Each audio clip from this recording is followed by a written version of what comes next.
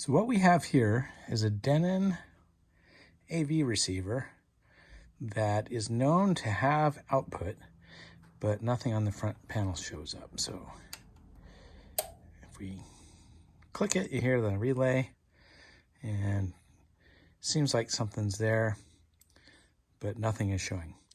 So some quick Googling says that a really common problem on this model is a fuse for the display.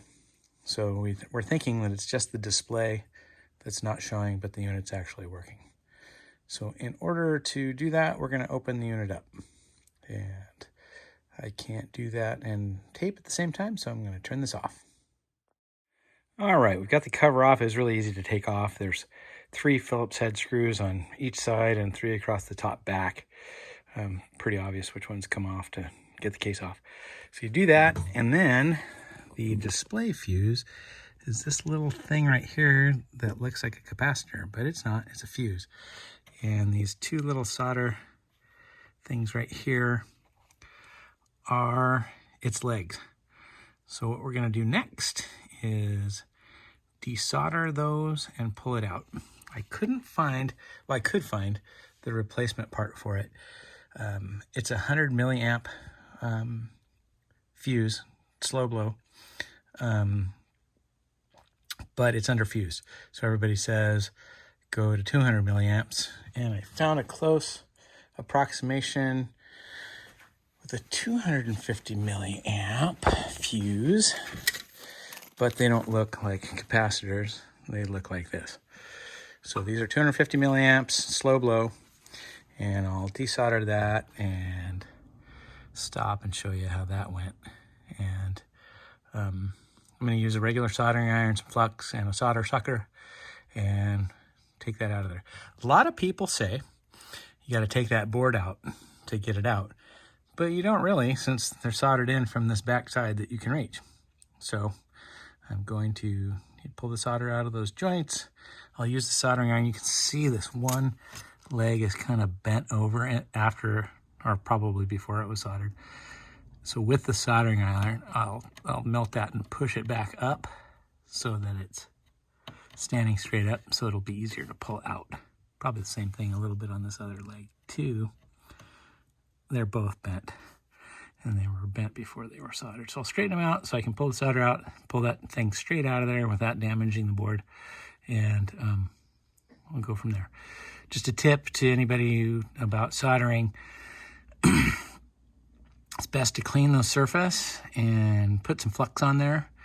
And then with your soldering iron, make sure that it's got a little bit of solder, fresh solder, on the iron tip so that everything melts nicely. Flux I usually typically use for only flowing new solder, but it works really good for melting existing solder at a lower temperature. And that's what you want.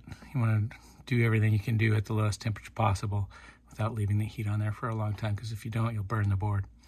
So there you go. I'll show you what we got after we get this thing unsoldered. Just a quick note on stuff that I'm using. So we're using this environmentally safe flux right here. That's what that paste is right there. The bummer about the new environmentally safe stuff, it's not as strong. It doesn't work as well as the old environmentally unsafe stuff. The cool thing is it's not as caustic. So if you leave a little residue on the circuit boards, it's less likely to corrode them. But you should still clean up anyway.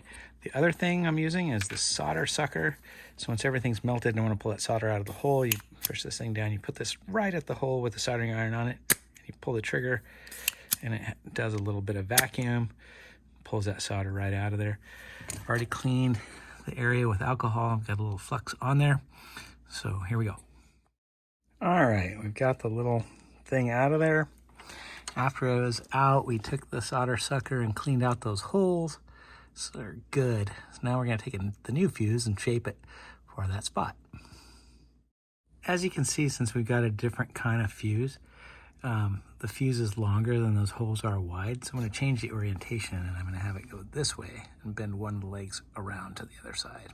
I might put a little heat shrink on there so that they can't short out if things get bent.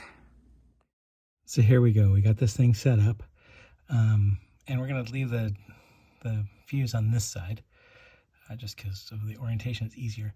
Another soldering tip. See how I've got it supported by the wood there?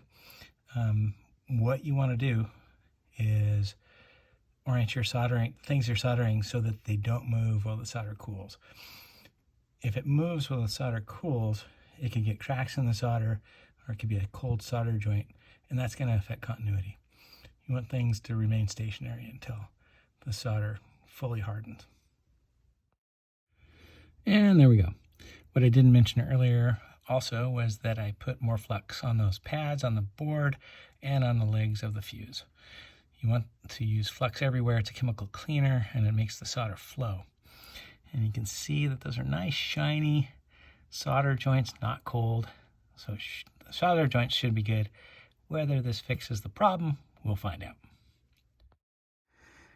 And there you go, my friends. The display is on. That seemed to do it. Woohoo!